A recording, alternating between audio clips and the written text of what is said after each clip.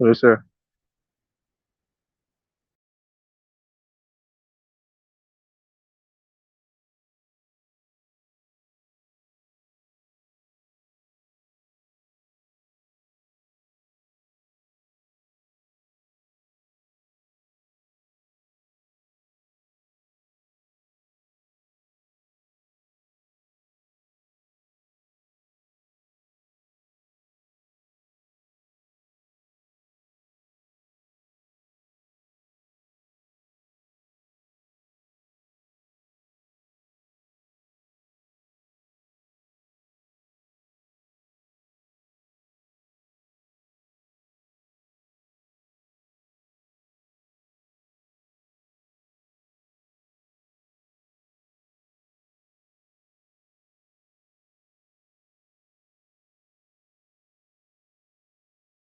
Okay, good evening, everyone. Thank you for joining us for the third and final session on our Deep Tech Ready AI Build Masterclass series in partnership with XPR.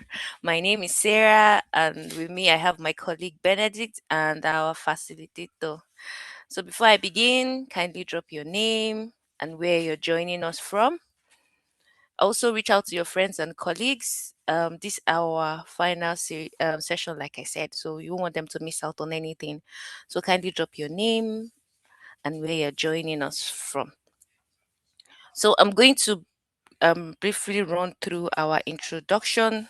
If you attended the last class session, you know that we have a lot to cover today. So I don't waste time, and the tutor will have enough time to have to for the class. I'm just going to run through the introduction. Yes, so like I said before we begin, kindly drop your name and where you're joining us from. I will look out for some names to call out before we begin this session.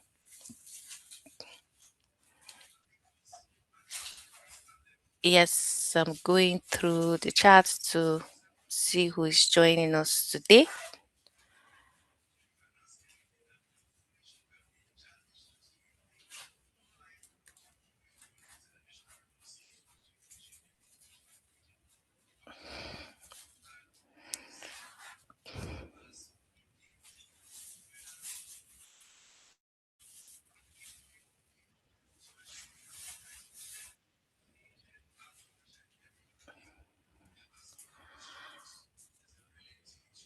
Okay, thank you.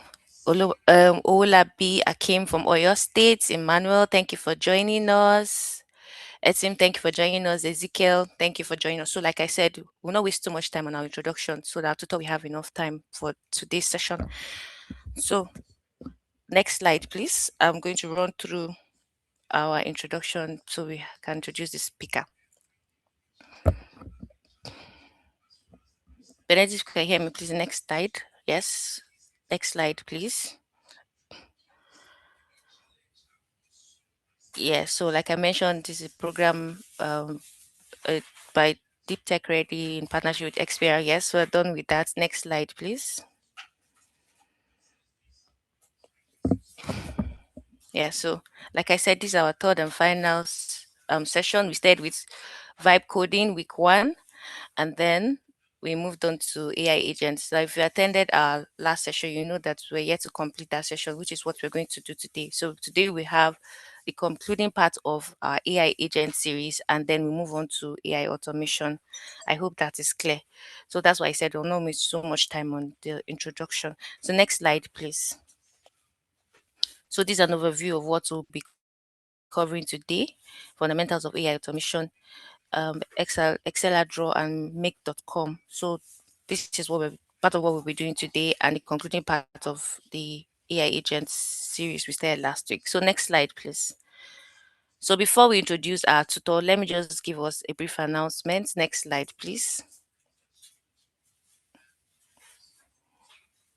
No announcement. So like I said, or like we have been saying in previous sessions, you need to have a minimum of 2 attendants to you must have attended 2 of our sessions to get a certificate of completion, right? And then we said for our deep tech ready fellows, all you need to do is log in to the LMS, type code vibing and AI agents, and you have access to all the learning materials for this series. And we have up until Sunday, 9th of August, to complete all the quizzes and assignments for this masterclass series to get your certificate of completion. Certificate of completion that we're talking about having a minimum of two, you must have attended two sessions, are for non-deep tech ready fellows, right? So for non-deep tech ready fellows, you have to attend the session a minimum of twice to get certificate of attendance. While for deep tech ready learners, you have to complete the um, learning course before 9th of August to get your certificate.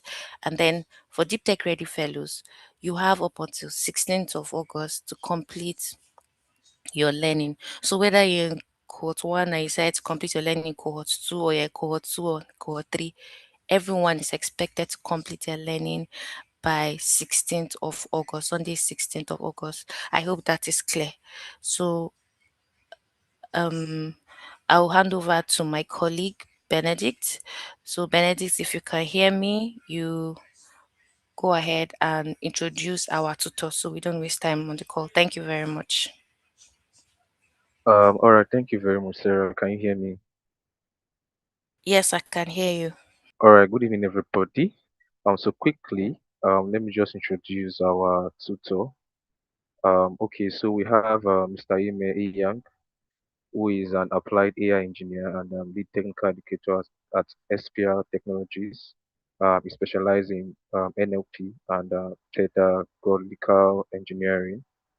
So Mr. Ime focuses on building safe by design AI environments with a particular emphasis on model, personal stability, and ethical adoption for young learners. Um, while his approach is while his approach is grounded in research, Ime has primarily distinguished himself through the extensive implementation of high engagement, narrative-driven frameworks to scale technical literacy. His work bridges the gap between complex frontier. I'm sure I'm expecting like an upload on the chat.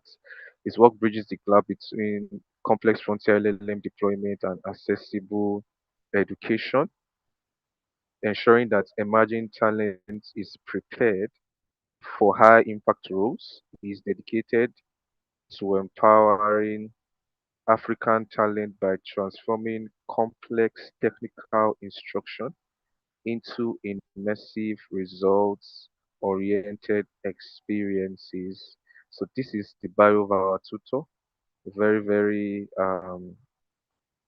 an expert in the field who is going to take us on this very beautiful journey.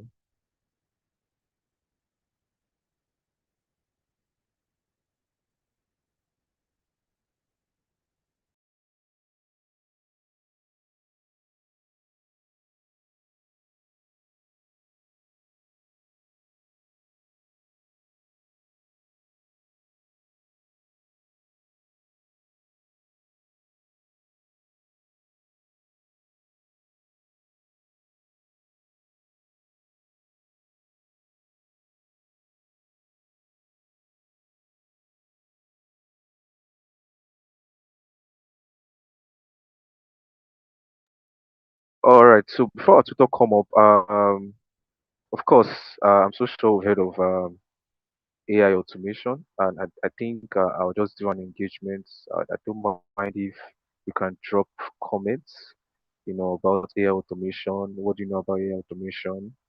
This is your first time hearing about AI automation, and if at all you've heard about it, what do you know about it? I'll just like that um, engagement. People should just drop. I'm watching the chat. Okay,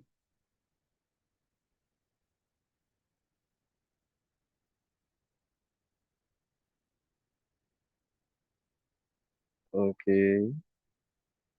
Um, not seeing any response on the chat.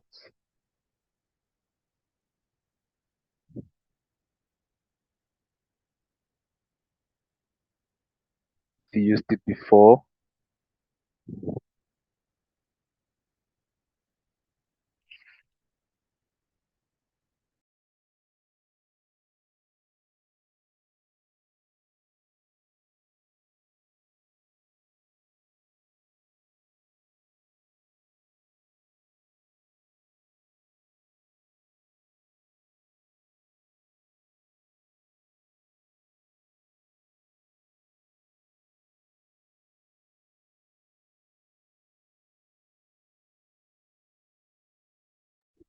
Okay.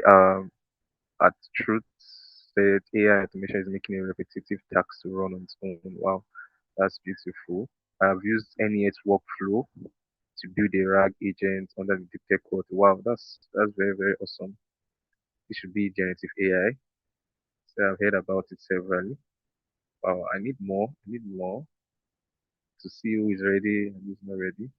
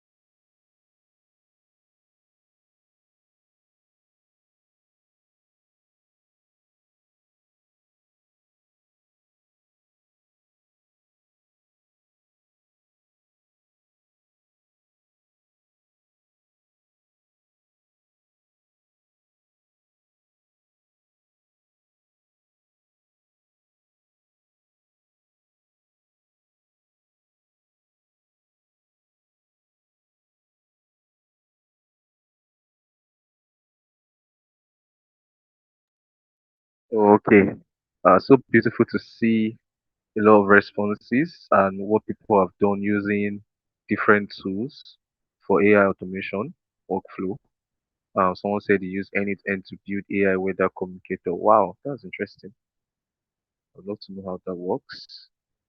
Um, Another use of AI to automate repetitive tasks, stream workflows, and make data-driven decisions with minimal human intervention.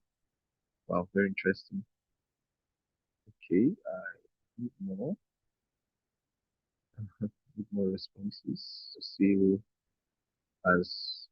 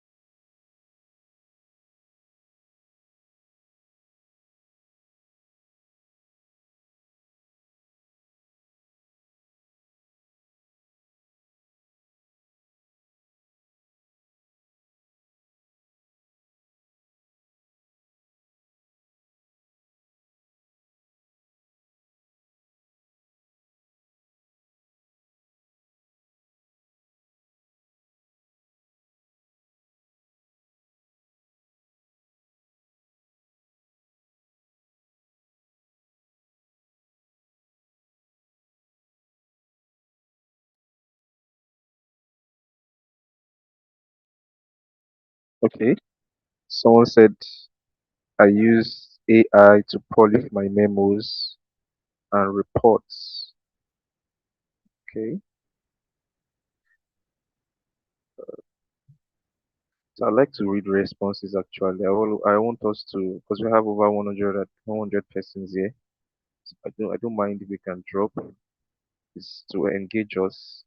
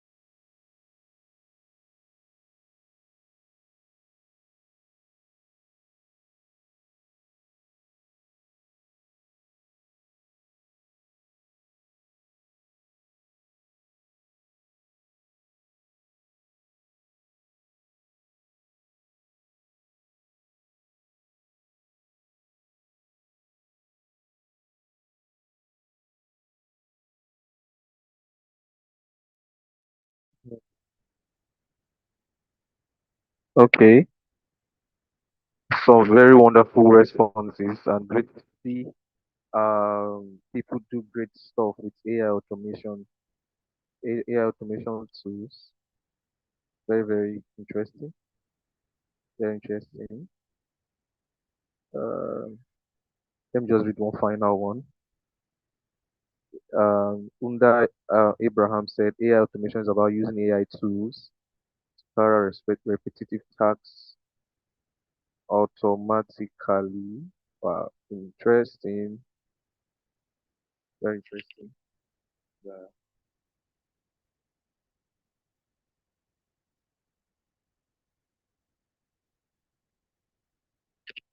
Okay, all right. So, Mr. Ime, are you there? Yes, I am. Please confirm you can hear me. Yeah, we can hear you. Over to you. Okay, sorry about the delay. Thank you very much, Ben. Sorry, I've been having internet challenges here, but we are good to go. I'm going to share my screen with you.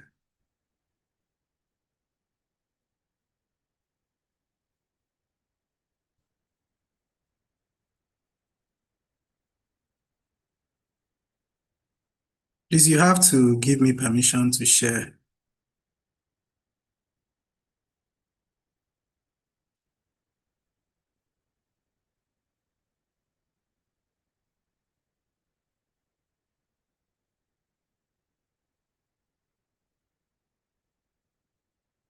Hello? Okay, thank you.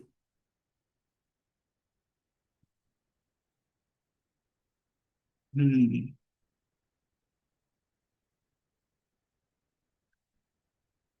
Okay, please confirm you can see my screen.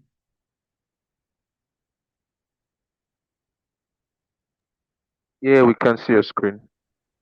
Okay.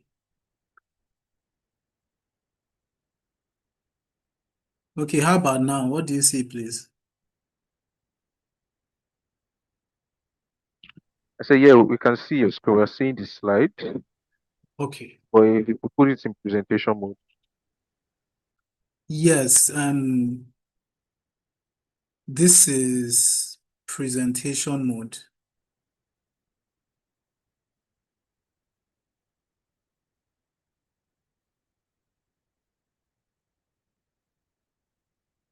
This is presentation mode. Are we good to go? yeah, we're good to go. Okay, thank you, everybody. Once again, sorry about the delay.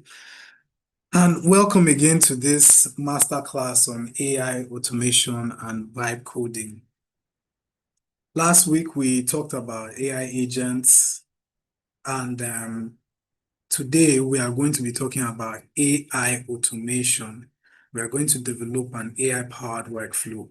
But as I promised, I would show you how to build an agent. So I have one already built. I'm just going to walk you through the steps and guide you quickly. We'll spend probably 20 minutes to do that, and then we dive into what we have for today. So please follow me. So last week we stopped at uh, designing your agent, right? So you have to have a framework you are building with. You don't just roughshod it. You have to understand what your agent is supposed to do, who your agent is supposed to interact with, and the tools that are going to be available to your agent. So for this demo, you are going to have the agent's goal to be book an event. The customer is the event host or planner, and the tools you are giving a capability with is a checking API and a booking API. And I'm going to explain what APIs are shortly. And the action it's supposed to do is to check availability and submit a booking request. So I'm going to do that very quickly under 20 minutes. I had something already running here. So I'm just going to redo it. So as you can see here on my screen, let me zoom in a bit. As you can see here on my screen, I have an agent, and the role of the agent is to just do the process that I explained, book an event for the user. So you could implement this, you could connect this with your website, but we are going to be doing it, we'll stage everything here for this demo. So what you will do is okay, I'll go ahead and add a new module. And this module is not going to be connected to anything. So I'm going to look for AI agent here, over here. And you see this here, it says run an agent. So this, I'm going to disconnect it because this is not what we want. So I'll just unlink it and I'll put some spacing. We'll copy some things from here and place them here.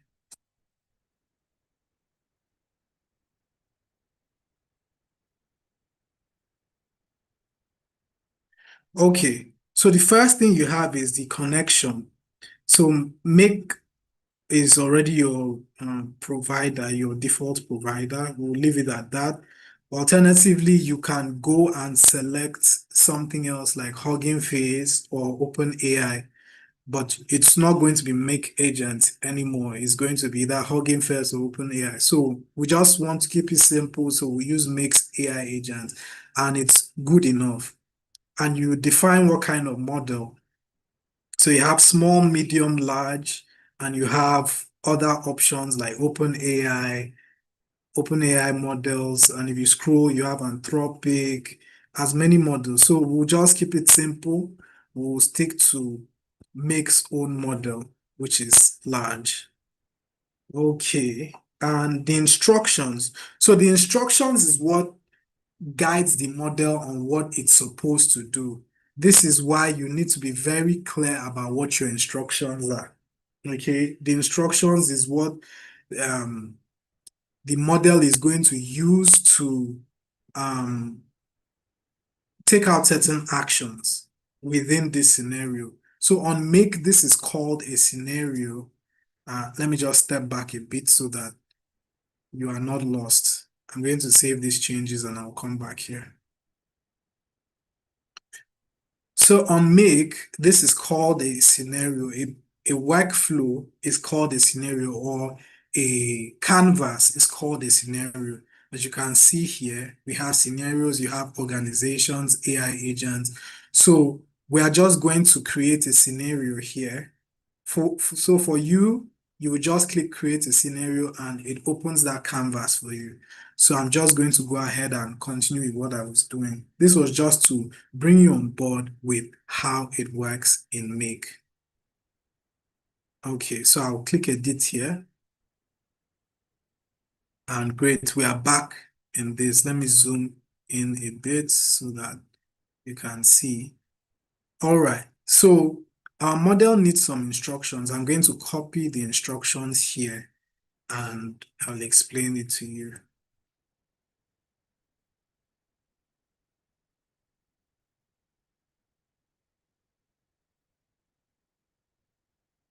So I just paste my instructions here and I'm just going to go over these instructions briefly so that you know what it is. So in the first line, I define what the agent is and I tell it who it is supposed to serve and I mention the tool it's supposed to use, right? It has access to check availability tool and has access to create request tool. We've not yet created the tool, but it's important that in your system prompt, you define what capabilities it has access to so that it doesn't overthink what tools it should use. And this is the workflow. The workflow is greet the user, and when the user sends a date or a time, you are supposed to check availability first. And if it's not available, skip to step 8. If it is available, follow through to step 7. In step 8, we give you instructions that for a date that is not available, I want you to go back and check 1 and 2 days in the future to book an event for us. And this is another caution. So I'm going to show you the website that we built. You had already vibe coded your event management system. It's basically the same as what I have here, but I have made a few changes so that I can interact with so that the model is able to interact with my website. So as for the input here, I'm going to set this input to date. Why is input very important in Make? Input is the data that or task your agent is supposed to work on. So if this is empty, your agent is not going to work. It's not going to run. So I'll leave it at dates, right? And now, because we are dealing with dates information. So input is files. No, we don't need that. So we'll just save it now. Okay. And we are going to add a tool. And that tool is to check availability. Remember, the first thing we want it to do is to check availability. And we do that using the API tool or HTTP make a request. Okay, so let me pause here to explain what an API is. An API means Application Programming Interface. It is your means of exchanging information externally between two different applications, right? So you have your website, your event management or event booking website, and you have make.com, and you want to be able to exchange information, right, between these two applications. And API is what helps you do that. So I have an API already set. I had designed, I had further to prompt anti-gravity to build an API for me. And so there are a couple of APIs here. I'm going to tell you more about them. But I had anti-gravity do this for me. So you can also ask anti-gravity to create API so that you can interact externally with your system. But you have to be specific about what that API is supposed to accomplish, right? You don't just say build an API. You have to understand what it's supposed to do. Great. So that being said, I would also encourage you to do a little reading about APIs so that you don't crash your system. Okay, so I'm going to call this check availability. and what it is goal, this is where you put the description. Now, this is very important. Let me zoom in. This is quite important because this is the information the model reads to decide if that is the right tool to use. So you want to be very clear here in tool description. And I'm going to say that this tool sends an HTTP request to call the check availability API, right? To do what? To check for free time slots.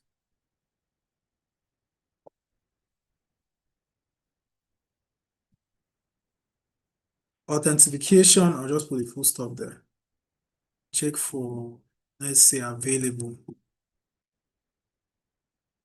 Authentication type is none because that's how we set up our system.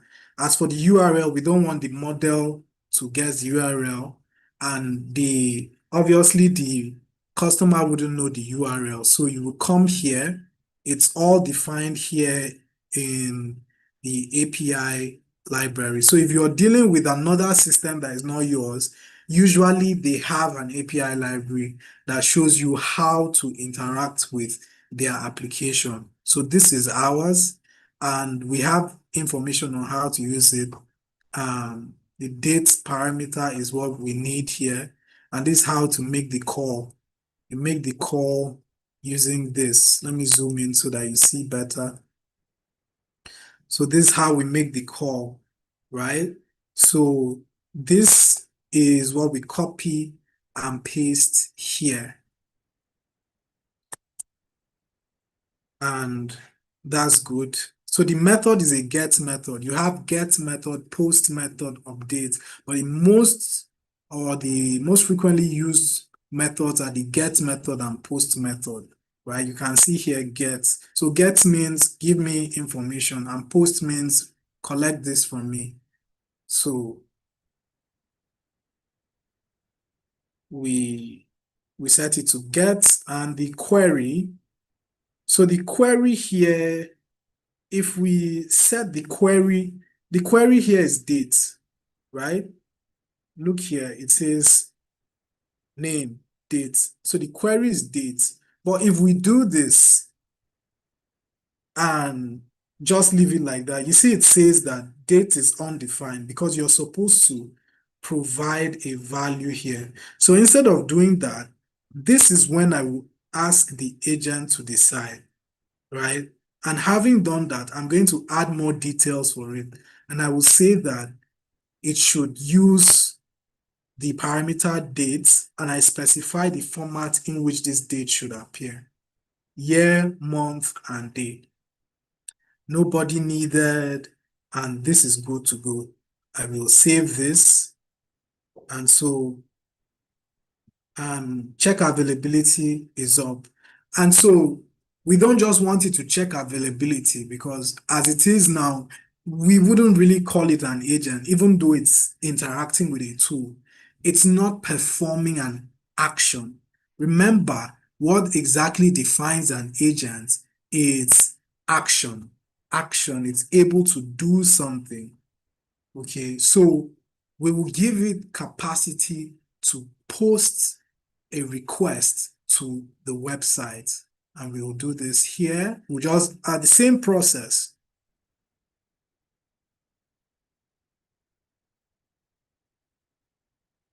Make a request, call this create requests, and tool description, we will say sends HTTP request to call the create requests API to submit booking requests. Okay, so this is a little different here, right? Because you are sending information, you are not just collecting information. And we set authentication to no. So our URL is already provided. We'll just go here to create booking requests. Remember, this is how I upgraded my own system. You can do the same or you use a different system. So this is the information we need. It's also this URL to create a request. And you see the method is post here. So if I come back here and I won't let the agent decide, I'll just do this. Method is going to be post. No header, no query parameters, but there is a body. Because if we look here, a body is defined, right? A body is structuring the request you are sending to make.com or to the API, sorry, not make.com. And this is a JSON formatted structure. What we mean by JSON is basically a dictionary, right? A dictionary with key value pairs. This on the left side of the column is called a key, and on the right side of the column is called a value. And this entire line is called an item, and items are separated by comma. So just to help you understand what we are dealing with, the APIs usually use this to communicate information between applications. It's a very structured and trusted method. So that's what the body is supposed to look like. So we'll set the body to application JSON because the JSON format that it's supposed to do. Then the next is to define the body structure. It should look like this, right? So what you are supposed to do, I have mine already defined, but I want to show you how to make yours. You come to add, and you could define whatever your body name is. I'll just say XXX and okay, XXE. And I could specify one after the other. The first is customer name, and the type is text, and I can choose required or not. And the next one is phone number, and it goes on and on till you've completed all about six keys. But the issue with this is you're going to take a lot of time. So Make has made it simpler that you could just click the generate option and provide a sample of the structure. So if I just copy this and paste it here and say generate, it generates everything, customer name and the type and email and the type. It does everything. So I'm good, and then you would save it. I'm just going to go ahead and select mine here, which is a post request. Okay, so you see, this is what it's supposed to look like here. And I selected let agent decide because the agent is supposed to receive this information from your customer to fill it up. So I'm just going to select that. But coming somewhere like dates, I want to be specific how the date should appear. And I'm going to say that the format should be year, month, date. So even if I am not filling this directly, even if I'm not hard coding it, when the agent reads this, it knows, okay, this is the format you are supposed to supply dates as. So I do that and I click save. All right, so now we are going to go to our website and we'll look for a time that has already been set. Let's see if it is going to identify that something has already been set. So I'll select 6th of August. I'll ask the agent to create an event for 6th of August. Let me look at this. Okay, so I have to make this the focus.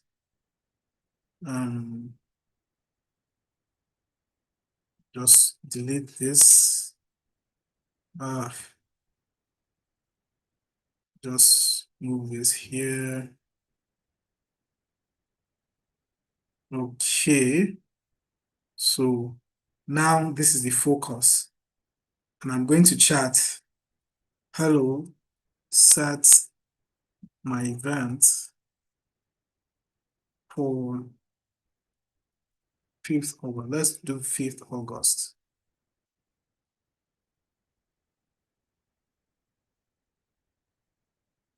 So we see that it calls the check availability tool to check if that time is available.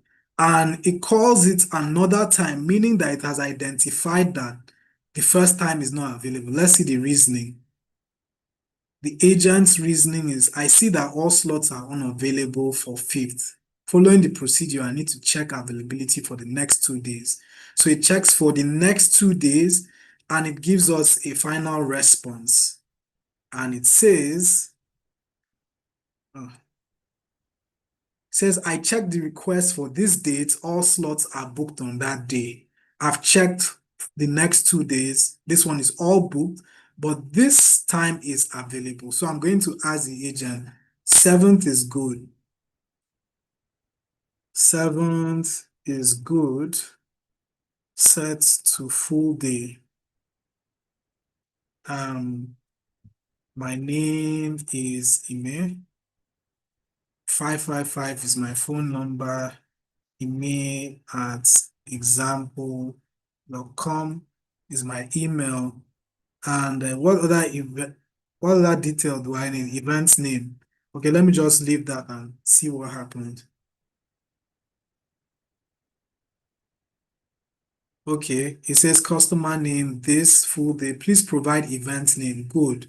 That's an intelligent agent. So our event name is AI Automation Masterclass 2.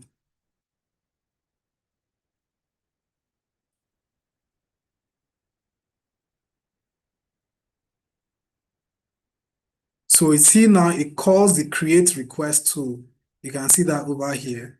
It's talking to the request tool and we will see it has successfully sent it. It says, all set, your booking request has been submitted. That's good, but we need to confirm that it actually works. So let's go to our website here. So this is the user's own view. We are going to enter admin view here. This is a demo site, so that's why I have this admin portal easily accessible. So let's reload that and see what happens. Okay, great. It shows that our agent is working. Look here, automation Masterclass 2, email at example.com, full day. Great. So if I'm the admin, I could just go ahead and accept this or I can decline it. So that's how you build your agents with tools and a goal and a workflow of how it should interact with information or tools. All right. Thank you very much. I am now going to move on into what we have right now.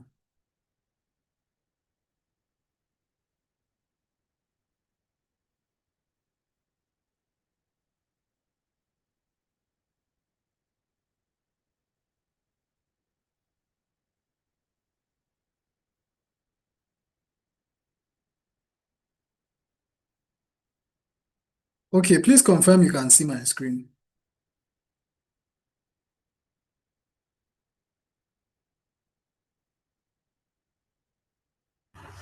Yes, I can see your screen. Okay, thank you very much. So let's resume on automation.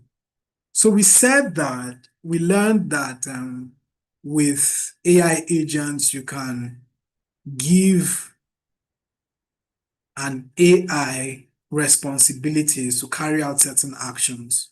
But in most businesses, work doesn't happen in isolation.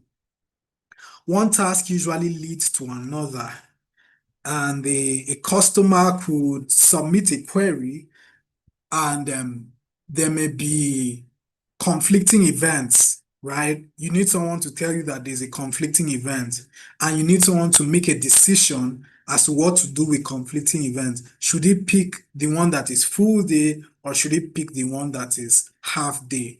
Or should he pick according to which one is pricier? So this is where automation comes in.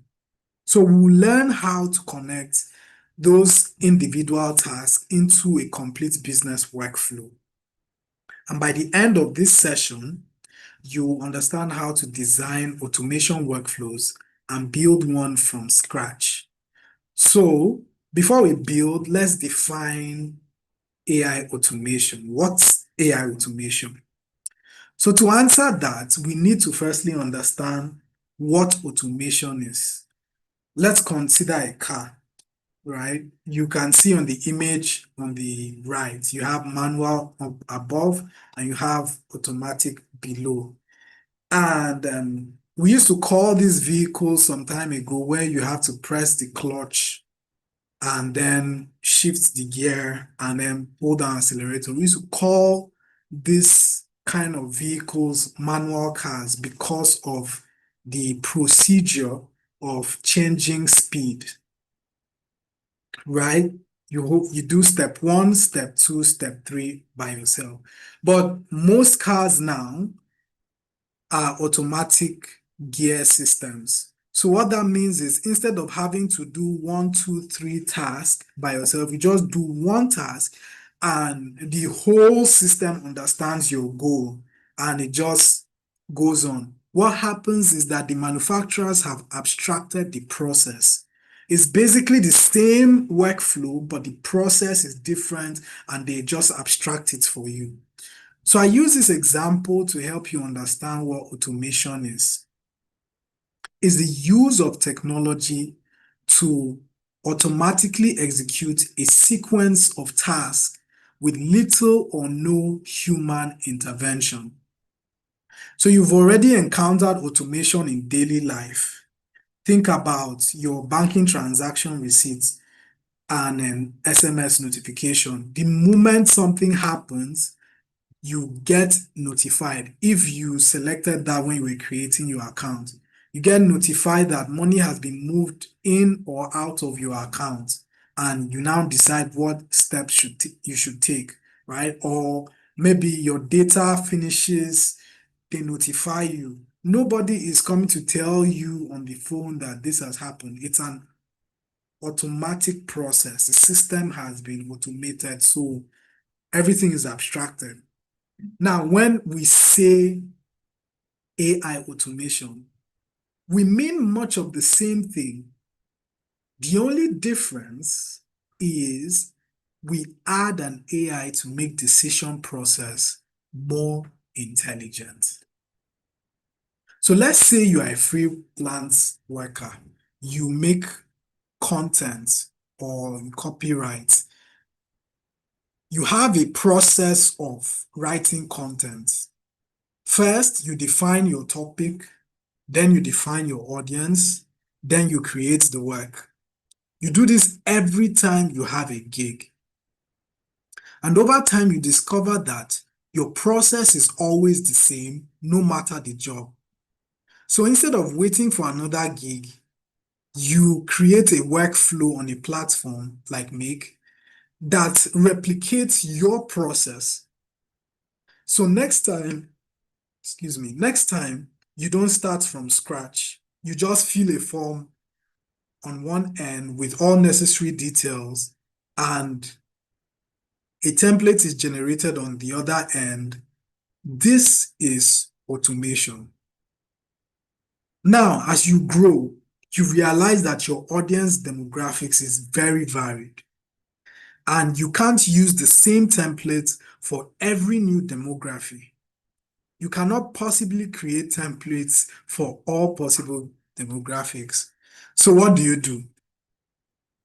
You place an AI like Gemini or Claude in the middle of your workflow to adapt your content based on the demographics.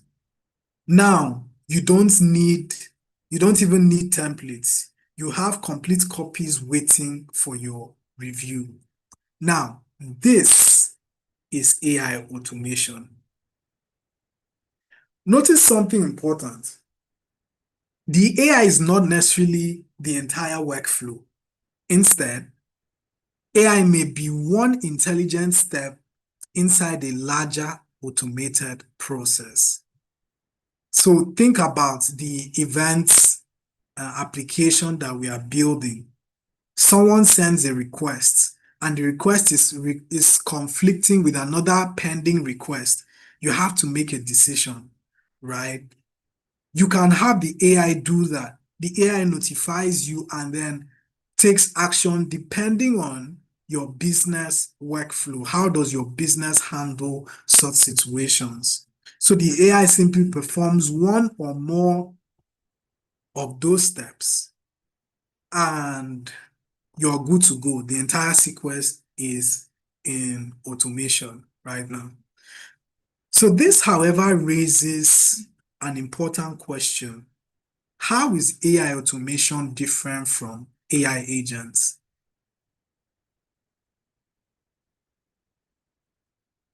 So people may confuse the two concepts because they frequently work together. But here it is. An AI agent is responsible for intelligent work. It understands requests, reasons through problems, makes recommendations, and performs actions. AI automation, on the other hand, focuses on the overall business process. It decides what happens first, what happens next, and which systems should be involved. So think of automation as the project manager and think of the agent as a specialist who performs one important task. Neither replaces the other. In fact, in many automations, you have included one or more agents. So let's see how this looks inside the real workflow. So every automation, regardless of the platform, follows a similar structure, whether it's Make, n8n, or Notion, or whatever you get to use, is the same structure. Everything begins with a trigger. The trigger starts the workflow. So along the way, there may be decision points. Sometimes AI is involved. Sometimes simple business rules are enough. So the workflow performs one or more actions before producing an outcome. So notice again that AI is only a single component, and many workflow steps don't even require AI at all. The key is connecting the right components together. But for our use case, we are going to use AI in the mix. And firstly, we are going to sketch. We are going to define what starts the action. In our design, we'll define what starts the action, and then we are going to determine where agents will be placed, and we'll look at the entire workflow and decide if that's good. So let me show you this now. So over here is our AI automation workflow.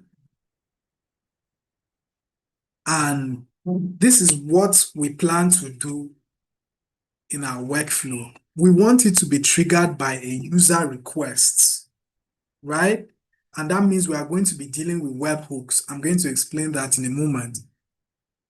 And then when a request comes in, we need a notification on Telegram. We want a notification that either there is conflict in the request, or we want it to say, oh, there's no problem. Here is the latest request. I want you to take action, right? And when that notification comes, the admin makes an approval, either a yes or a no. Then the AI is going to take the admin's approval and execute, either post an event and notifies the admin again on Telegram, or it declines the event and also notifies the admin. Okay, so we are going to go to make.com and build this out. So this is very important. This canvassing is very important so that you do not struggle in your development of your workflow. So I will remove this.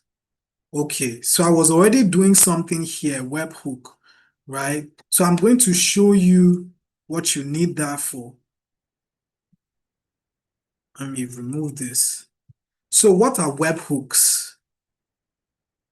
A webhook works just like an API, right? It helps you send information out of your system, right? So as the name implies, webhook, fish for information, fish from the web. All right, so don't confuse it with scraping, web scraping. It's not the same. This one, somebody is sending information out, it's broadcasting information, and then someone else just picks up that broadcast. So to create your webhook, which should send out that information, you right click or you just click on add module if you're in a new workspace. Select add module and you select webhook. And you see here webhooks. We'll select webhooks. And okay, it's because this is connected, so I have to disconnect this. Let me go a little further. Okay. Okay, so I say webhook. I select this and I will click on custom webhook. So when you have that, the next thing you are to do is to choose a hook. So in your case, if you're working on it for the first time, you have to add a webhook, right? And so you click add, you define what that webhook is. Let's say Vercel webhook. And then you click save. And immediately you do that, you notice that an API has been, a URL has been created by Make. This URL is what enables your app to communicate with make.com. So you copy this URL that you've created or that has been generated. You can click save here. You just click save here. You see it's waiting for, it's a data structure not determined yet. So it's waiting for information. So what you do is you go over to Vercel. So remember, we talked about Vercel in the first session. That Vercel is what helps you host your application online so that people can interact with your application, right? So if you go to Vercel on the left panel, you scroll to environment variables. And when you click that, you add an environment variable. And your variable here, the key that you are going to use is whatever you have already set up in your system. So I had already defined my system to, I've created my system to be able to work with webhooks. So in my own system, to interact with a webhook, you have to do webhook underscore URL. And then that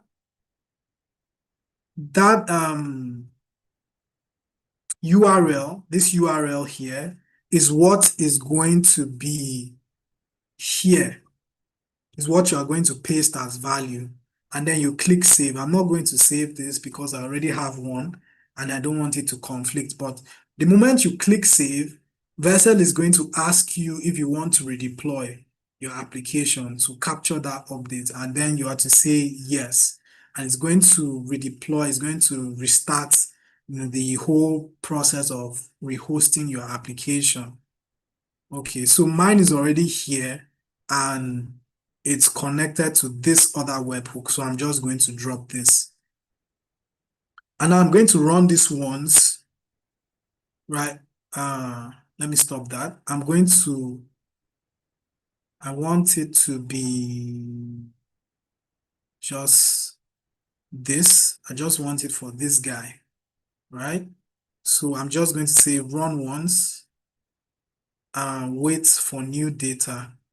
So I'm going to go to the application and make a request.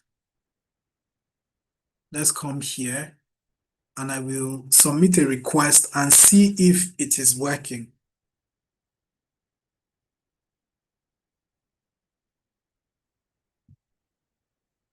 So let me make a request for 7th of August.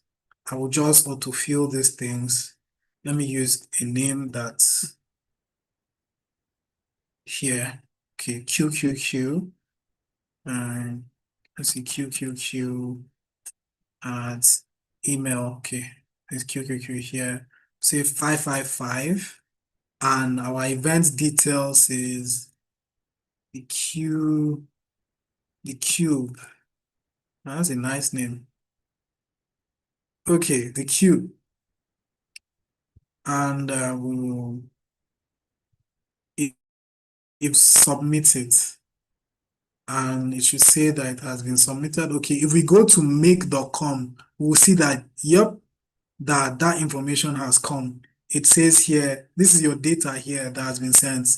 It says that this event has arrived. So the ID of the application, QQQ, the customer name, everything we filled has arrived. So that means that our webhook is functional.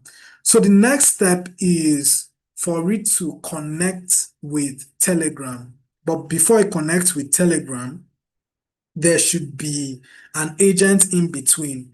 And the work of that agent is to notify us if there is it should notify us if there is conflict. And if there is no conflict, it should go ahead and just do something else, right? So firstly, I want to show you how to connect your Telegram bot to this. So what you do is you add another module, call this Telegram bot. Add a module, and we'll say Telegram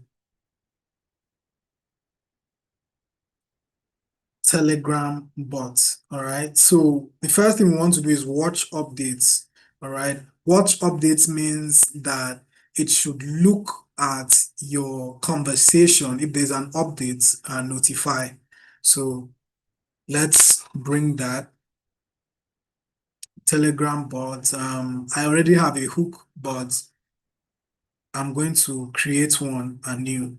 So I'm going to say this. I'm going to give this webhook name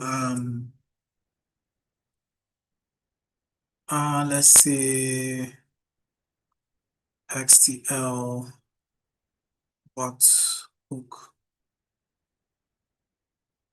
Okay, so connection, I have to define the connection and add. So now I'm going to share my full screen so that you can see my Telegram and see how I made everything possible.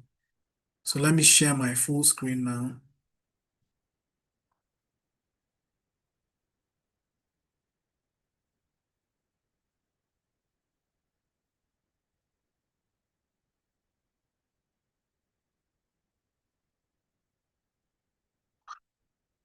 One second.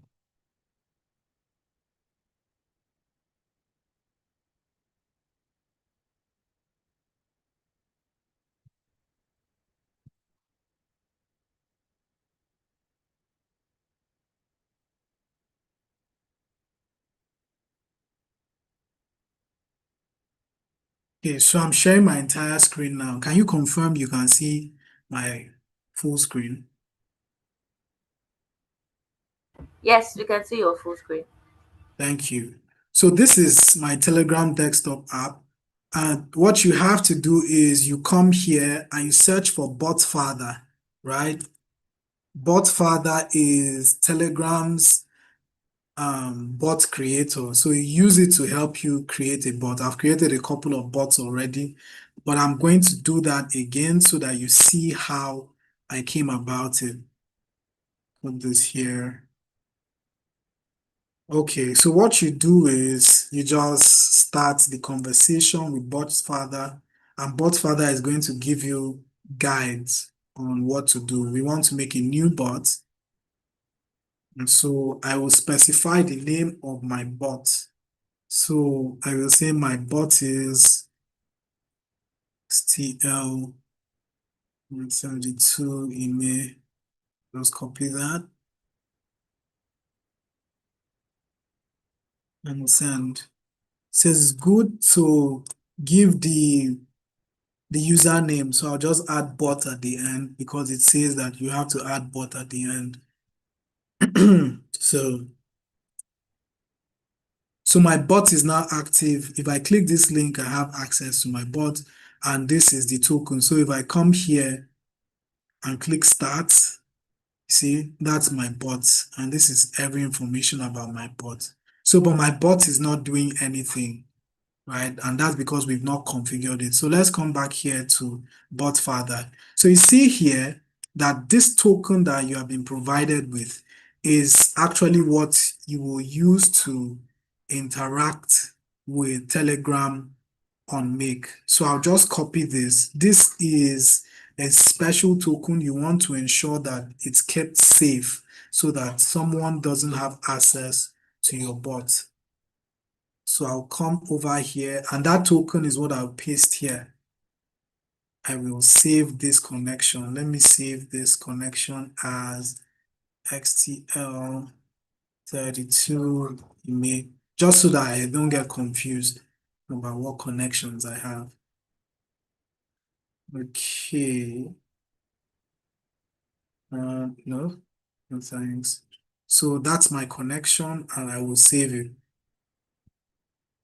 Okay, so this is active. So how do we know that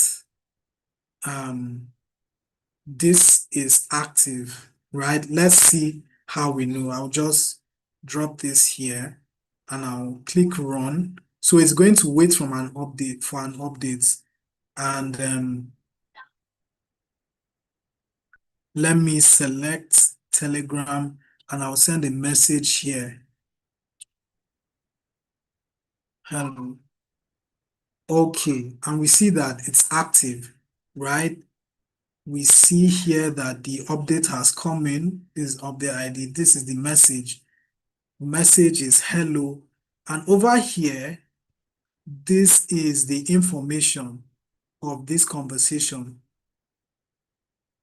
This is the chat ID, and this is the name of the sender. Excuse me. So you will need this ID in the future. So I'll just copy it and paste somewhere. I'll just copy this and paste right here so that I can look at it. So this ID is the conversation ID. We'll use it in our setup. So yep, we see that this is working, this is working. So what we need is we need an agent to step in between, and we want that agent to notify us if there's a conflict in pending requests. And if there is no conflict in pending requests, it should just give a normal notification. Oh, someone has submitted a request, and what would you like to do? Right? So let's do that right now. Let me just highlight these other ones to move them out of view and focus here. Okay, so I'm going to click here to add an agent. So run agent, and we already have this set up. So I'm just going to copy the instructions from where I have it. That should be here. Instruction 1. I'm going to copy this instruction.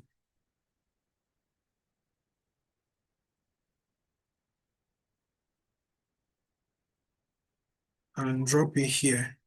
And I'm going to, so these are the instructions that define how the agent should interact within this workflow. You are the admin for an event center, right? Or you can say admin assistant. It's different from what we built before, right? This one is an administrative assistant. And what it does is it receives booking requests from a user. The task is to check if the request conflicts with another pending request. Follow these steps in section 1 when you receive it. And so we've defined how it should do that. If there's conflicts with another pending request, do this. We've also specified the tool it should have access to. So apparently the only tool it's going to have access to is check availability. In section 2, we define how it should send out information if there is no conflict.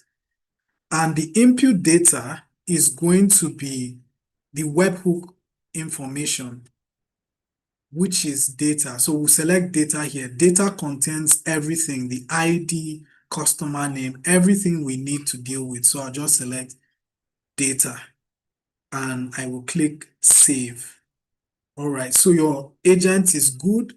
All you need to do is to give it the check availability tool. So I'm just going to disconnect, borrow one of these check availability tools here. Okay, so it's this guy.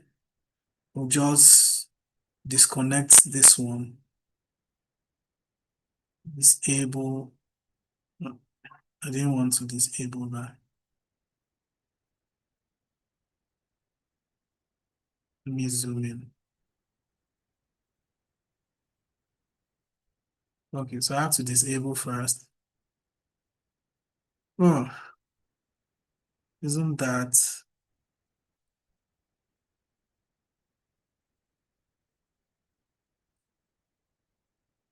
Okay.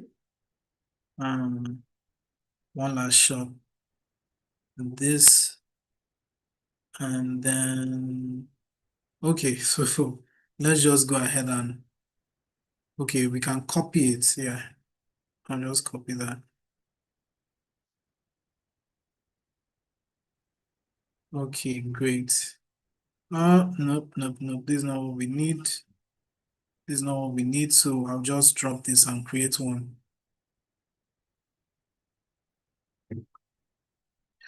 So from time to time, you have to save your work, right? Because if something happens, you lose it. It's not automatic.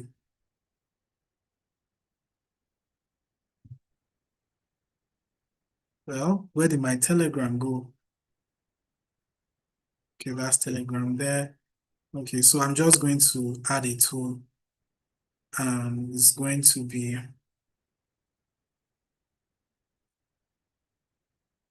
an API.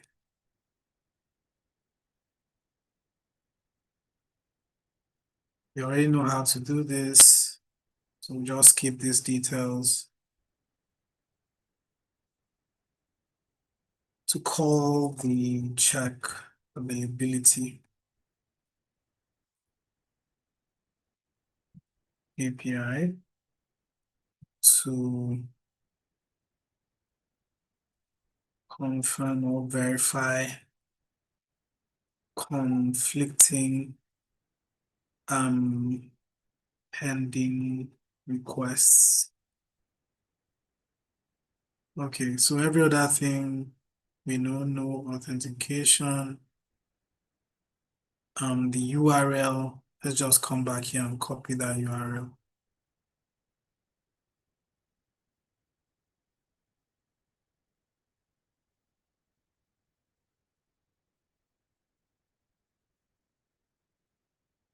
So this is not what we need. It's what we will use in this case is fetch booking list. So this one brings out everything. It tells you the approved, pending, and rejected.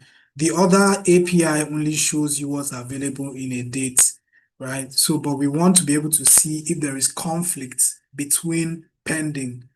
This check availability only shows you approved requests, but we want to see pending requests. So this is the one we'll deal with.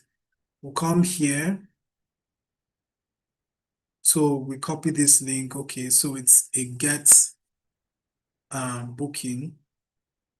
Okay, get booking. Is there any other thing we should know? Get no parameters, nothing. Okay, so let's add this here.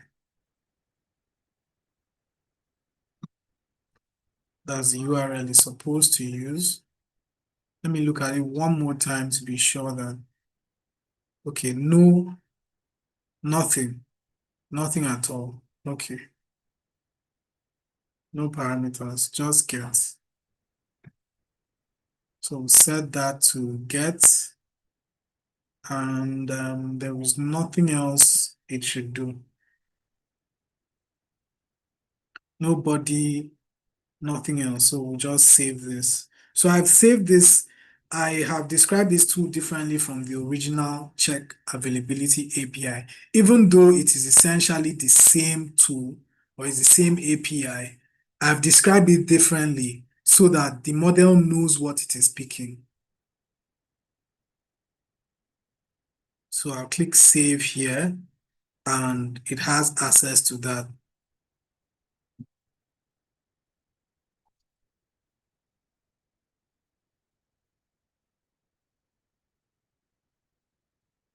Okay, so what's the next step?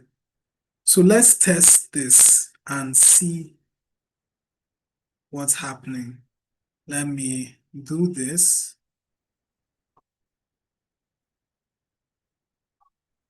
Okay, let's skip that test and move further. Let's say that when that happens, we define that when that happens, it should send us a notification on Telegram. So we will add a tool and say Telegram. So everything I described it already in the system prompts that it should send a message to Telegram. So I'm just going to go ahead and do that right now. Send a text. Super admin. So my prompt says that it should notify super admin, right? With the super admin com tool. So I'm just going to follow this so that I don't have to redefine everything. So super admin com, that's communication for the super admin com. Spaces are allowed here. So yeah, send a text message or reply to the super admin,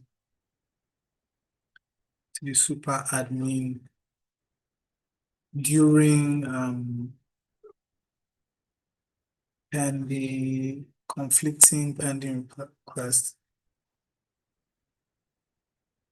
when the conflicting pending requests. Send a text message to a super admin via Telegram.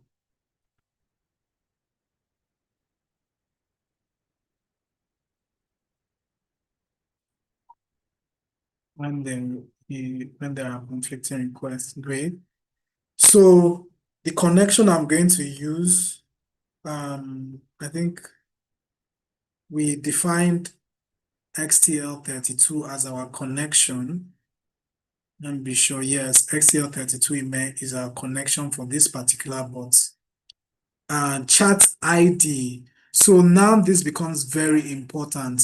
We don't want the agent guessing what the chat ID is. So that chat ID is what we copied the first time, right? 7 something, right? This is a unique ID for just you. right? Only you has this ID. So I'm going to copy this and I will paste this ID here.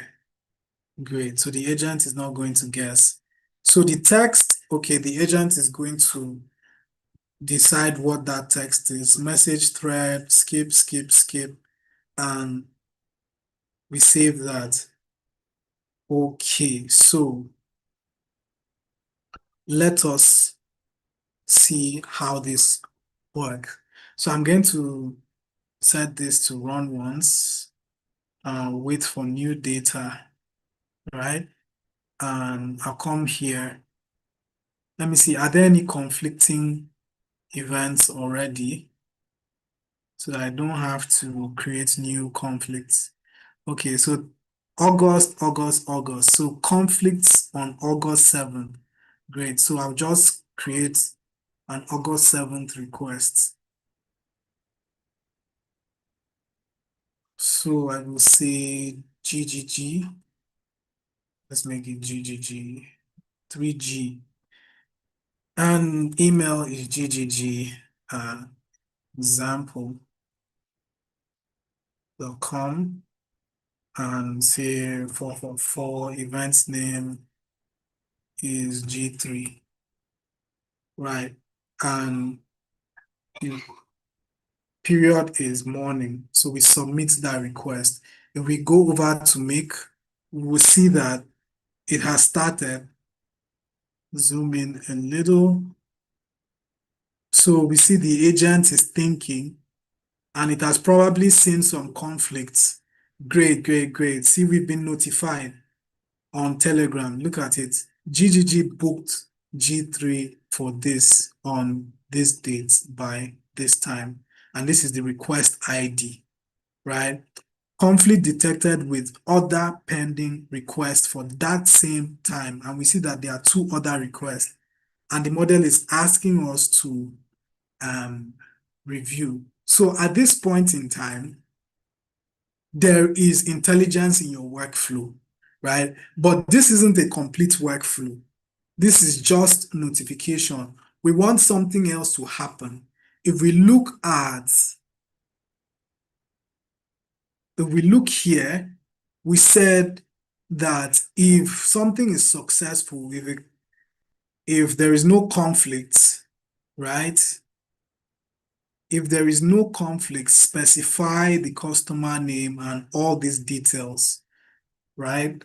And the customer should approve. So the next thing is for this bot to collect information from us. Currently, we see that if you send information, the bot will receive it, but the bot does not take information from us.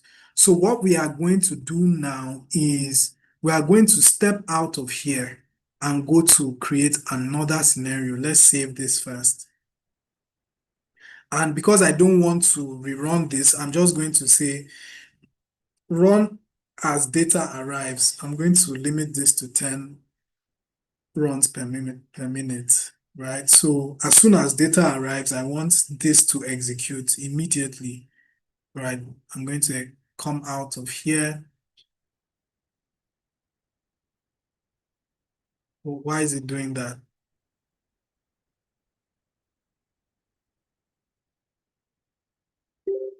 Why? Why did it do that? Did we send something? Oh, okay. Okay, it's looking at every other request that has been made. Oh, that's good. That's good. How touching. Very hardworking agent. I like that. So if you want to reduce tasks on your head, just build an agent for that. Let's go and create another workflow. So we call this integration webhooks. Let's go and create another scenario. And this scenario is going to collect whatever we send to the model. So I'm going to, first thing is going to be Telegram, right? And this Telegram is watching for updates.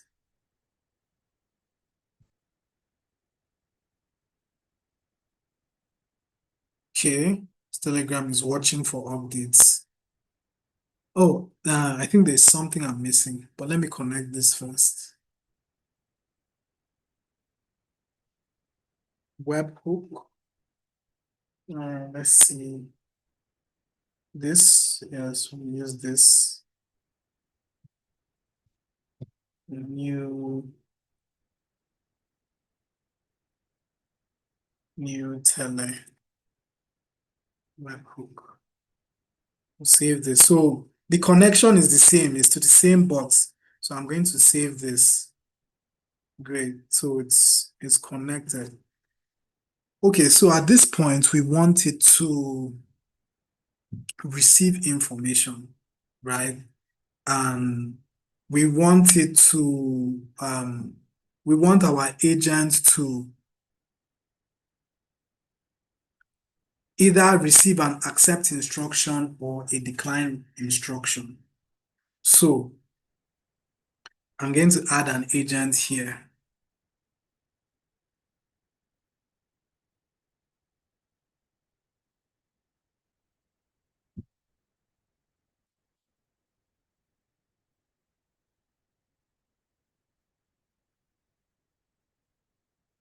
Okay, everything is the same. I'm just going to pull up a new instruction for this agent. Let me see. Okay, so this is the instruction.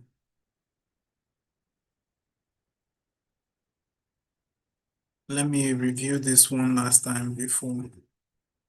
You're an admin assistant, you notify the admin. Oh, that has been done already, so this is not what we need. It already does a notification.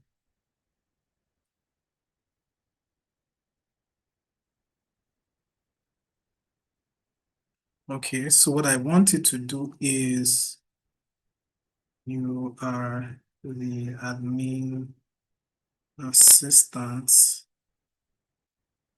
for the events management service. You you receive the user I want it to either decline or accept. You are the admin assistant for the event management service. Admin instructs you to either approve or decline.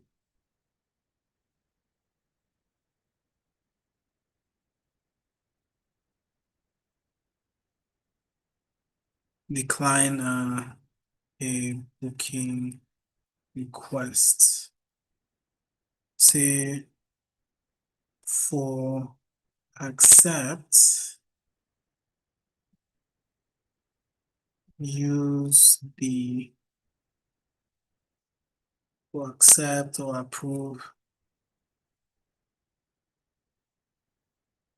use the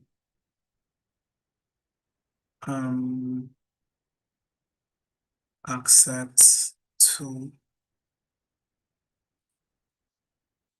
for decline or deny.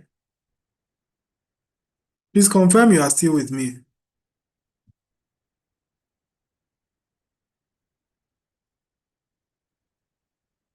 Hello. Yes, yes, we're with you. All right, Can you thank hear you. me? Yes, I can hear you. Thank you. Yes. Okay, so for that decline or deny, we will say use the decline to. Okay, so let's ensure that this instruction is good enough.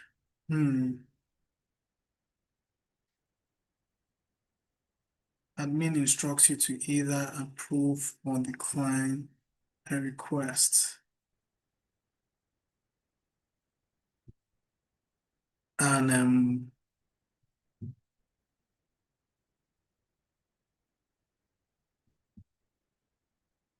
okay, you must use the admin. So you are supposed to use the ID to make that decline. So whenever you make a decline, you have to specify what request you are declining, right?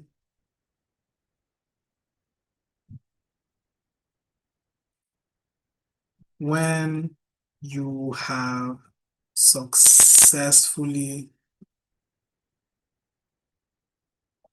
performed action,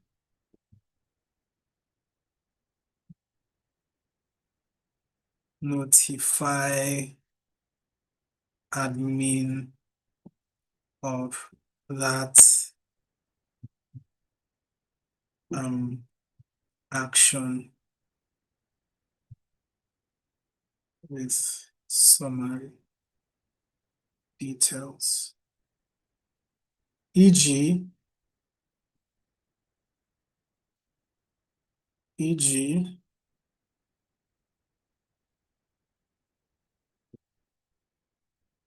XYZ has been successfully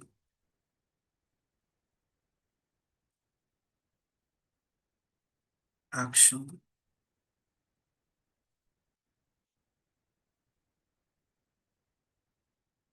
So we just use the action as placeholder so that the model knows what to fill there. So please use good. Please be concise and use proper grammatical structure. Yep, I'm telling the model use proper grammatical structure, but my grammar is unstructured. Okay. So the inputs that this model is going to use is going to be the sender chat. So if you look here in Telegram, right, this is the information that comes from the bot. If you collapse this with just one message, you have other things, edited message, channel post. We don't need any of this. What we want is the message, right? So we will do this.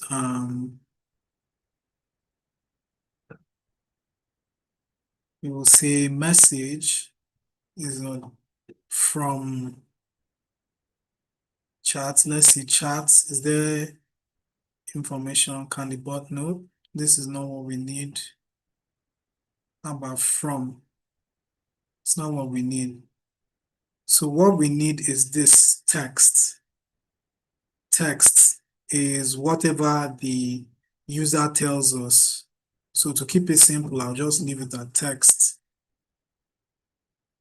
Let's look at these instructions again. Accept and approve. If whatever happens, use any of these tools, and after you've done that, notify us. Okay.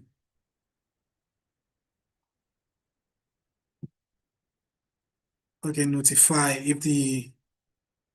If action was unsuccessful, also notify. If action was unsuccessful, also notify admin.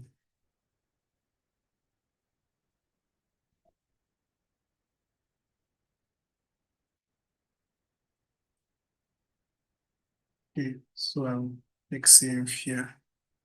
Okay, so then I will give it those capabilities, which are APIs. So we've already gone about that.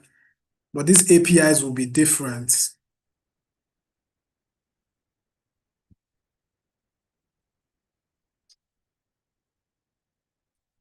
Make a request, and this is decline request. Sends the HTTP request to call the decline requests API.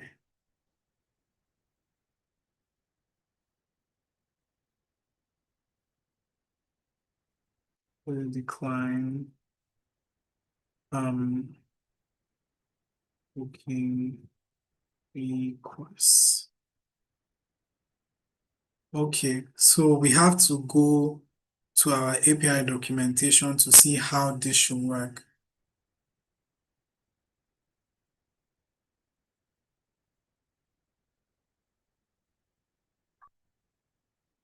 So for decline or reject request, this is what it's supposed to look like. API booking / ID reject. What's the ID?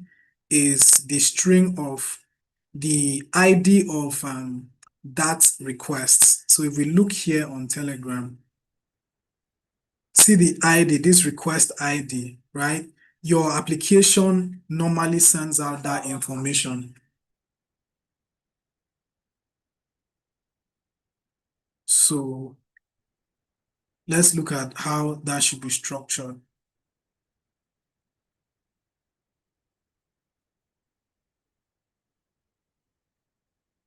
So we see that it's supposed to call this up to here, then the ID should fill here, then / reject. Okay, and this is a post request. So I'll just copy this, come over here, and so you see that I need to put this in between, right? The ID. So instead of doing that, what I'm just going to do is, instead of hard coding it, I'll let the agent decide, but I'll give details. And I'll say, use this, and I'll specify the ID here. So it knows that it should fill that with ID and then reject. Let's see, reject, okay. And the method is posts. Any headers, no query, no body, no. All right, so we'll just save this. This is the decline request, and we'll also do the same thing for accept requests.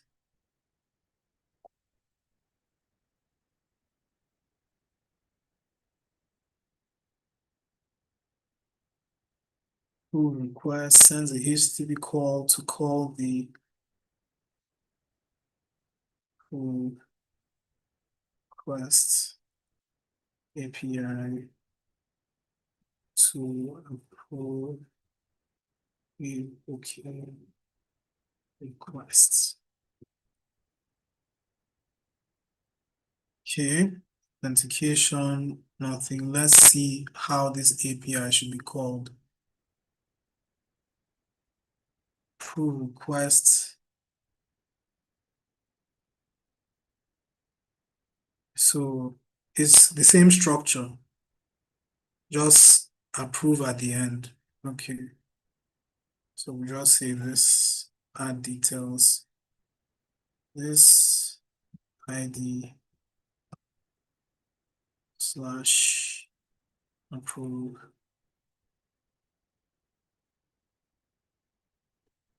Method is also a post method. Yep. Post method, no query, no body. We save them. So now it has this capabilities. Let's look at the instructions again. The instruction says that you have accept to and decline to. Let's see, is that how it's called? Decline requests and approve requests. So just to ensure that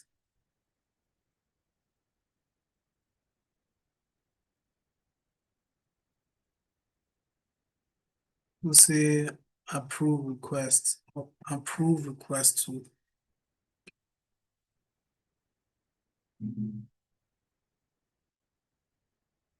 Same thing here. Request to.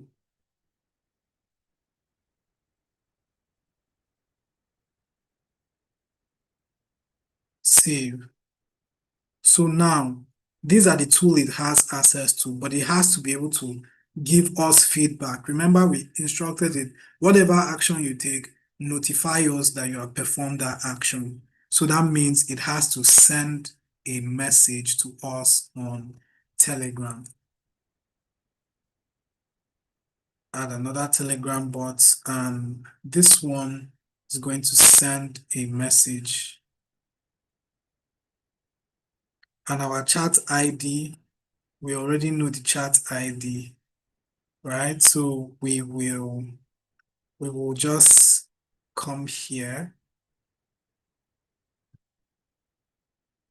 We can specify this chat ID, right?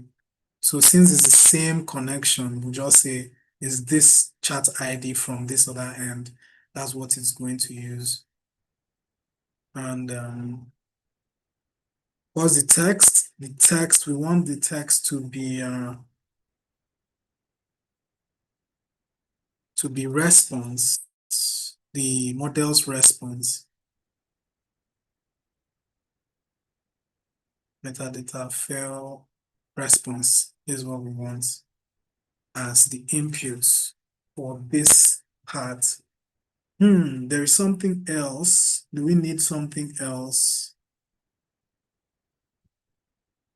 Okay, if it fails, we are going to see why it failed. So far, this is all we need. Send. I think we've specified the connection. Okay, this connection. This chat ID.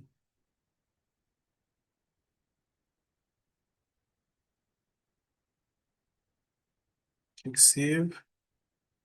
Okay, so but for security reasons, I don't want any other person to have access to this. I just want it to be me because someone else can interact with this agent or interact in this workflow and have access to all these functionalities. I don't want that to happen. I just want it to be us since we are the admin. So what I'll do is I'll set a condition to authorize, and the condition is that the sender's ID has to match our ID, and our ID is here. Let's scroll. This is our ID.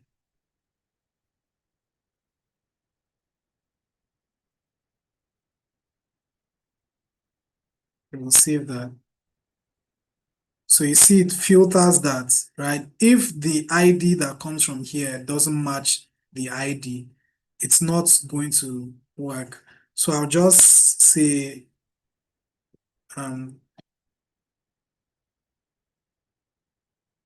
scenario is scheduled but not yet active. So I'll save and activate. I've saved this scenario, right? So that means it's active. So let me just step out. Let me rename this Telegram reply. Save changes.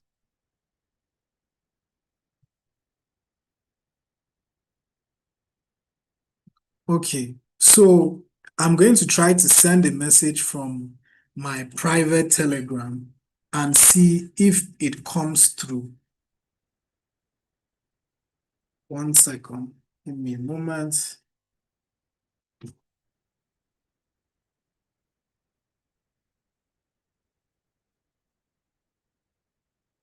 Okay. So let me know how do I access this bot? At XTL, Okay, this is the bots, right? Let me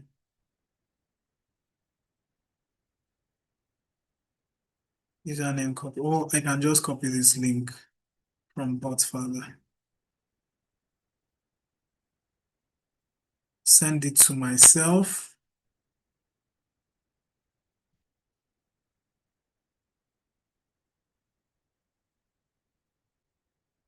Okay, so I have received the information.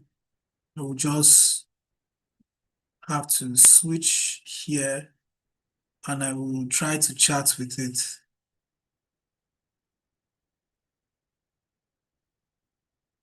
So you can see here, it says currently running, right? No, it actually got that information, but you see it filtered it. Let's look here and see that information came from who?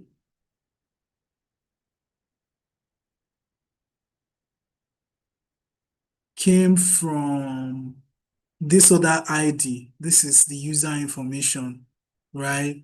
But did it authorize it? No, it did not authorize it. Why? Because it didn't match.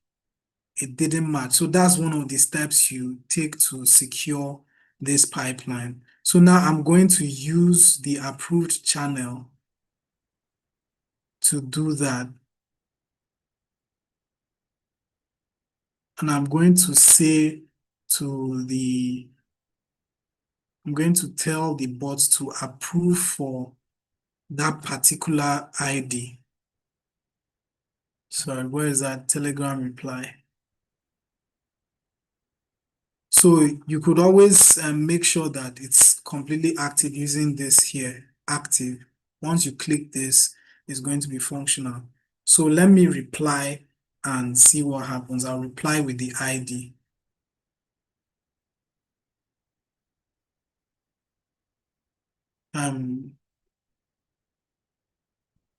I will say approve for this one.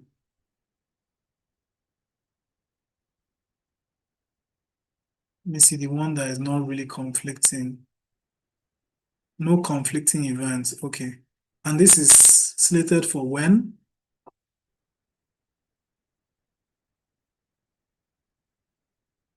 AI automation adjacent.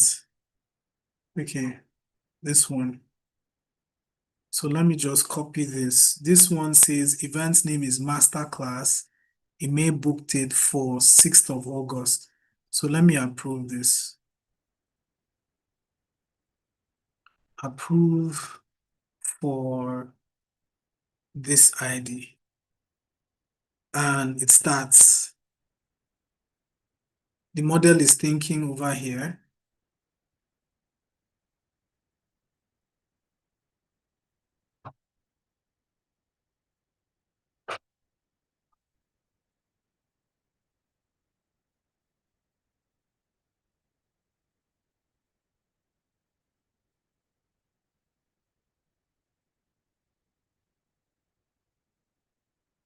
Let's see, we see that this happened successfully.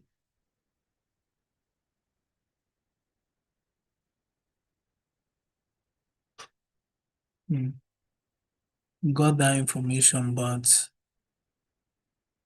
something else happened.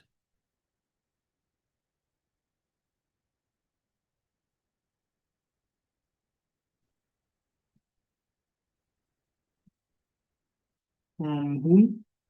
3065. 3065. Let's dive in here and see what happened. Let's run it and send a message again.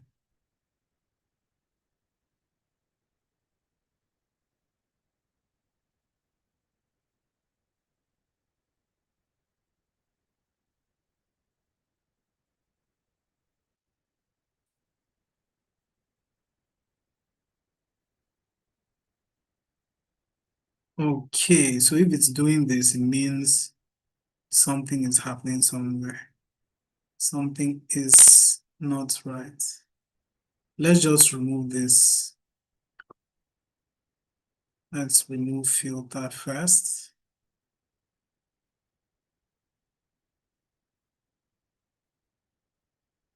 Okay, let's run this again.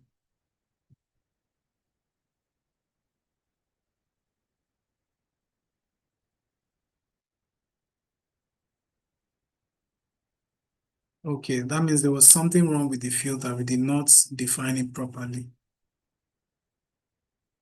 Operation failed with an error. Let's see, what's that error?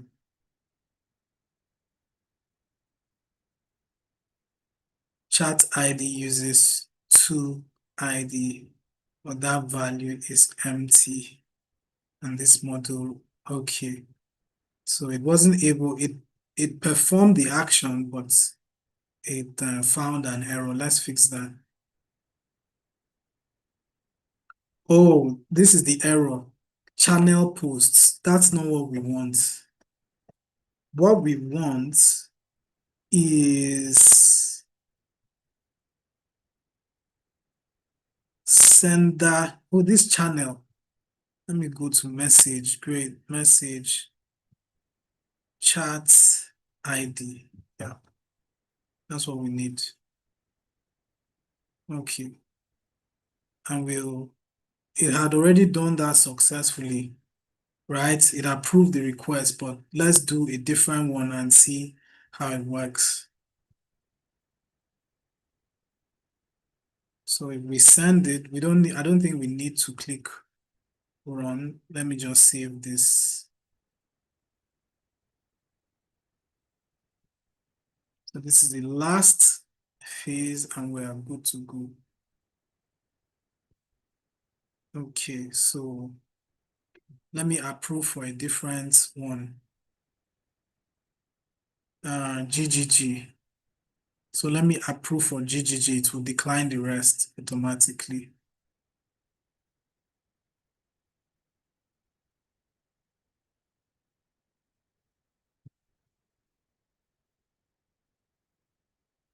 Approve for this. So the workflow should have started. Okay. So it has called the approve request and it has notified us booking this has been approved successfully. So if we go to our website, we will see that that event has been booked successfully. Let's refresh this.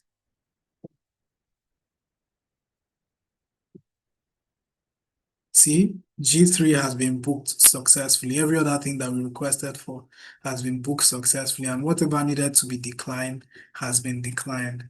And that's how you get your workflow up and running. So to quickly summarize this, I just want to say a few things and then we ask questions.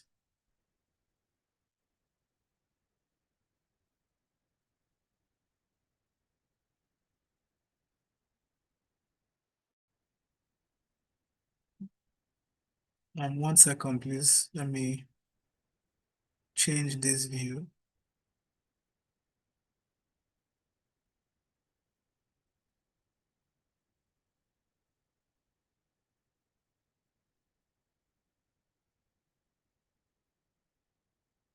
Okay. So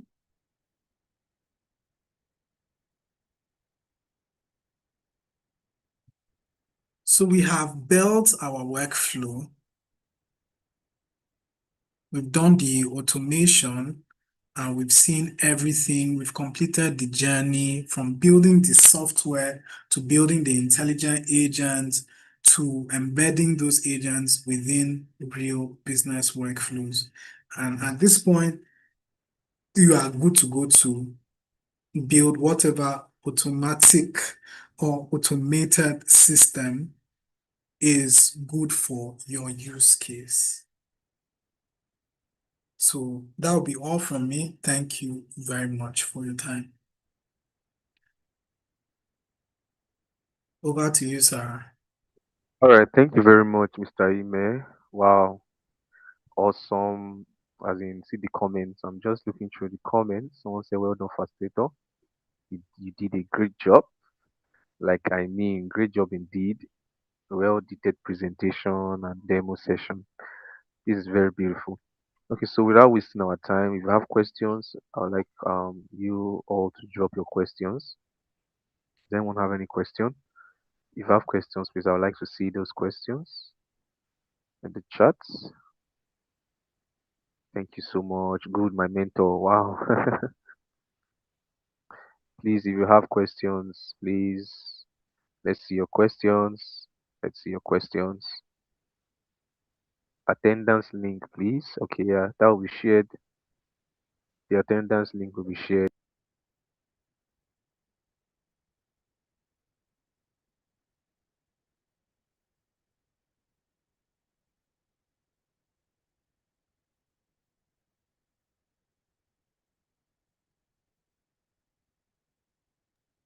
Okay, Mr. Ime, someone has a question. He said, can you build an agent or automation for a website you didn't build yourself? Mr. Ime, did you get that question? Yes, I got the question.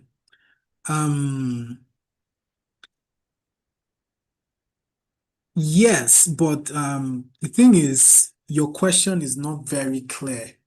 When you say, can you build an automation for a website you didn't build yourself, are you referring to using somebody else's website to aid your own business workflow, or are you referring to someone asking you to build an agent for their own business workflow based on their own website? Either case, yes, you can build an automation for a site that you can build an automation connecting to a website that is not yours.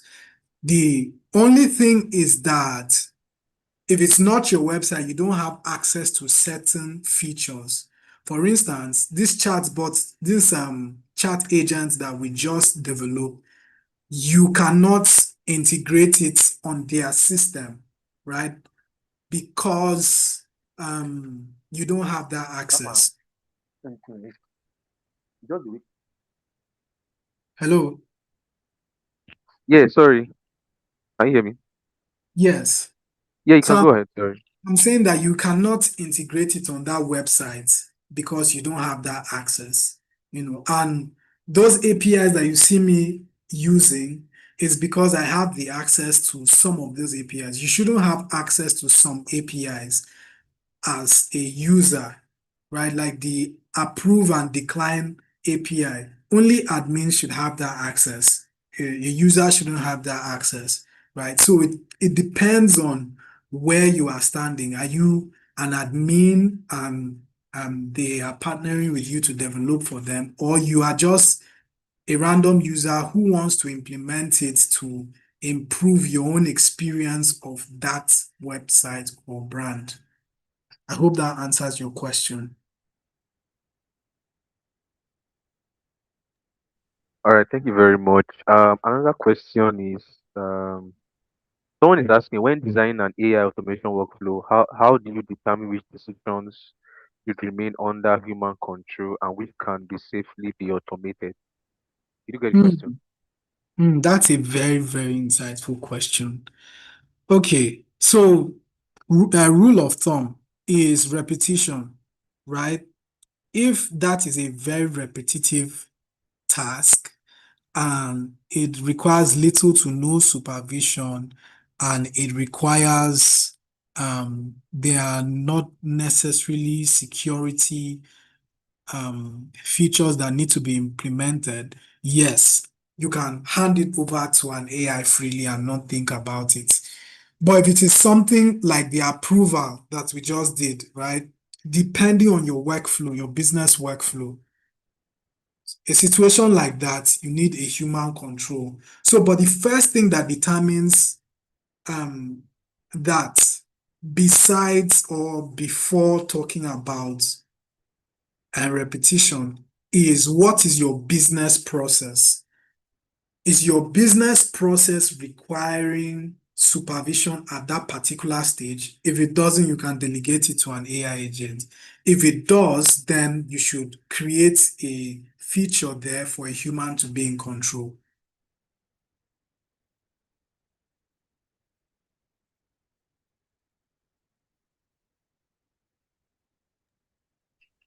All right, thank you very much, Mr. Ime.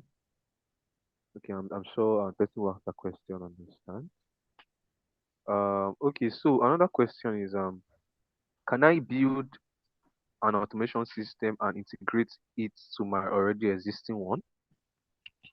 Yes, simple answer. Yes, you can. I built this system and well, let me be sure I heard that question right.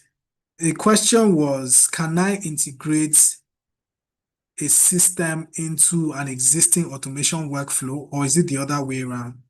Yeah, so can I build an automation system and integrate it?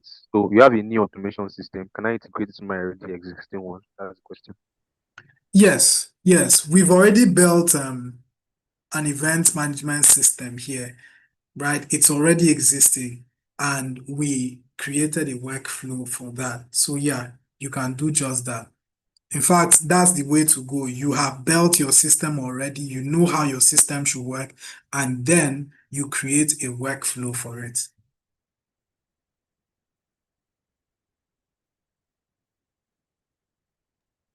Okay, thank you very much. Okay, so that one is, can someone's social media handles be integrated into an agent so that it will automatically respond to messages for the person? Yes, I mean, we've seen that example with Telegram, right? We can even do another Telegram bot that automatically responds to messages even more intelligently. So yeah, you can do that.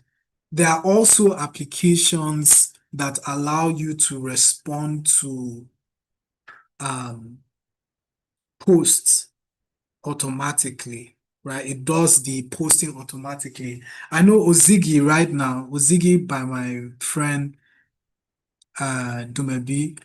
You can just check it out. Ozigi, Ozigi. So um, it's a one-way automation, to the best of my knowledge right now. It posts out automatically. I don't know if they've yet implemented a response, automatic response, but I know that there are other systems out there that do that automatic response. There are a number of them. So yes, simple answer, yes, you can create your own agent to do that for you. Can an AI agent create an AI agent? Let me just answer that question. Yes, AI agents can actually create an AI agent. You can create an agent to create an agent. In fact, if you make use of ClickUp, right, there is a feature in ClickUp that allows you to create an agent just from natural language prompts. So you describe the role and functionality of the agent, and um, the ClickUp's default agent is going to build up that agent for you. So yeah, it can be really complex. In fact, um, the anti-gravity tool can also create agents for you. So, but it can get really clunky. This is when it's really important that one, you have domain knowledge of what you are building. Two, you really understand the system that is building whatever you are using to build. And three, you are aware of whatever risk would be involved in that particular framework.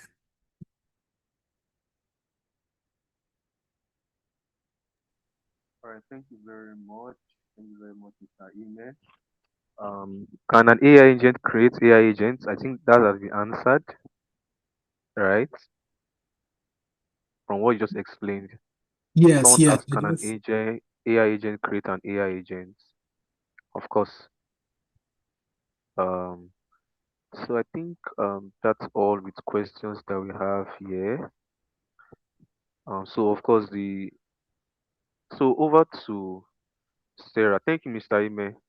So I'll allow my colleague do the remaining take the Okay, remaining thank you very announcements. much.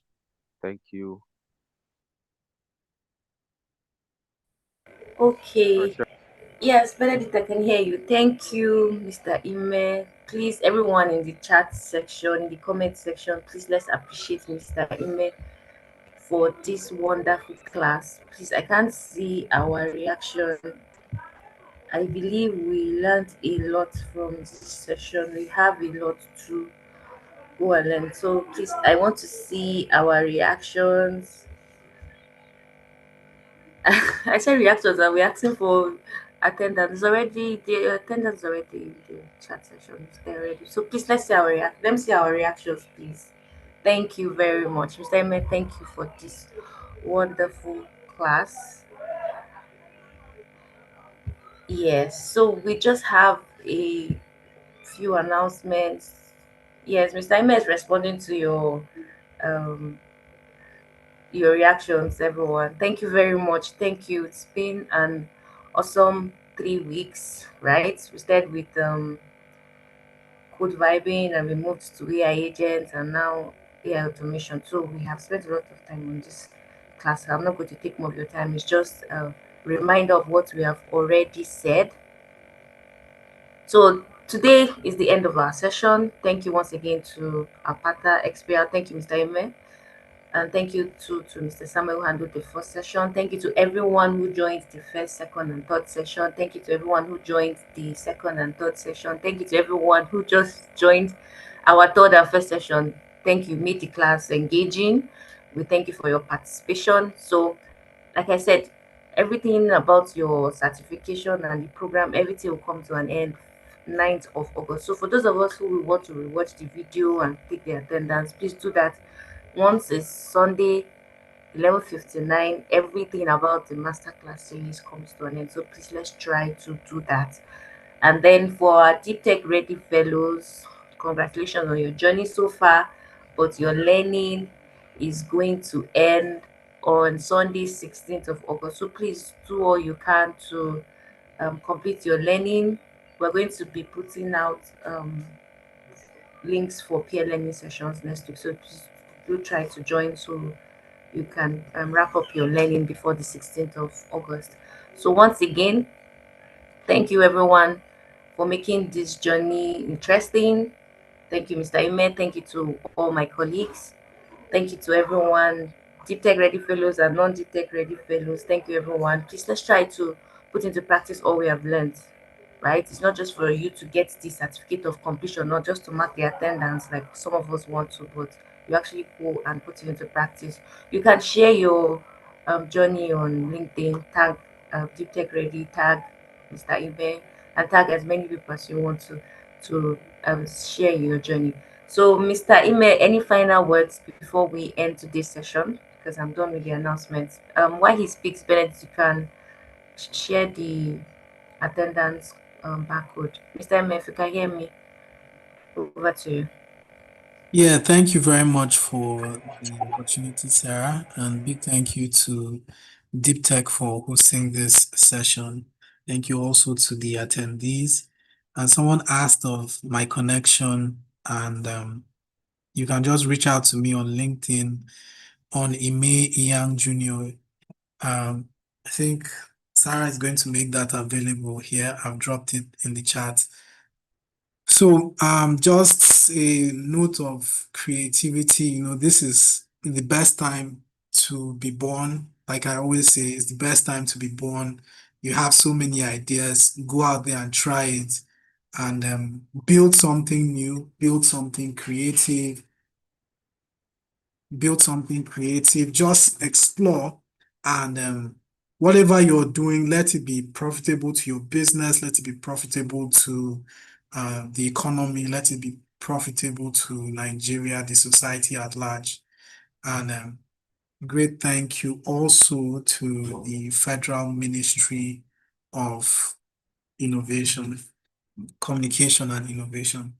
Thank you all so much.